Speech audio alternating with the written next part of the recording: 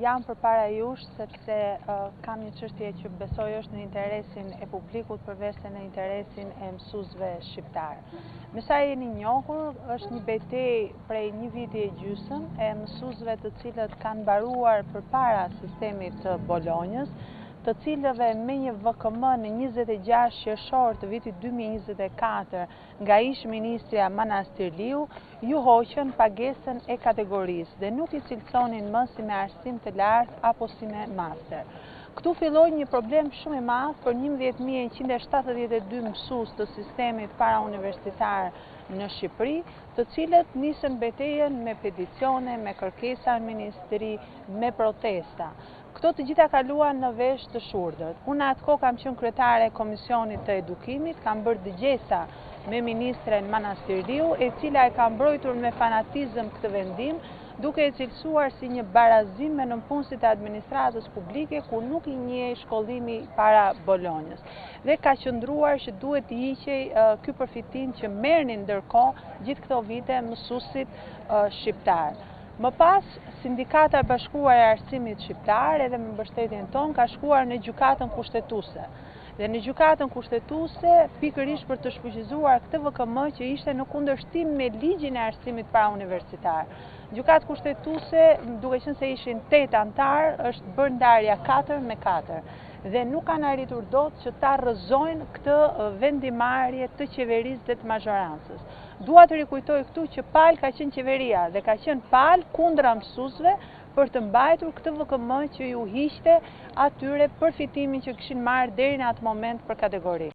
Në këtë moment kur gjykata kushtetuese nuk arriti të bënte detyrën e saj dhe të jepte një vendim, unë kam vendosur që të mbështes mësuesit me një projekt ligj të ri.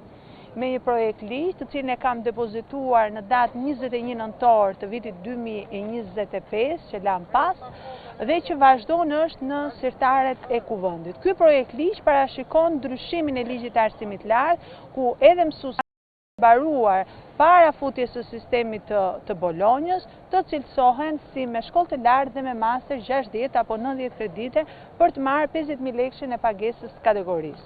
Ja u bëra këtë rezume për të kuptuar ku jemi sot. Sot mazhoranca ka vendosur që të na hedhë hi syve, të bëjë disa akrobacira dhe gjithë problemin që e krijoi vetë, e mohoi vetë, tani do që ta zgjidhë vetë. Dhe dje, ish-ministrja në fakt Kushi, ka prezantuar një projekt ligj për ndryshimin e ligjit të arsimit parauniversitar, ku supozohet që do të rregullojë këtë që ata shkaktuan vetë, por ku qëndron kleçka dhe problemi. Së pari njëherë dua t'ju them të gjithë mësuesve që ne ja dolëm. Kjo është një betejë që një vit e gjysmë ja vleti. Ata u tërhoqën, pavarësisht se mbrojtën me fanatizëm që kishin të drejtë, erdhën në çdo komision, bën një VKM, ka një vit e gjysmë që s'ja u japin pagesën, por duke qëndruar dhe duke protestuar me krah mësuesin dhe sindikatën e tyre, ne ja dolëm.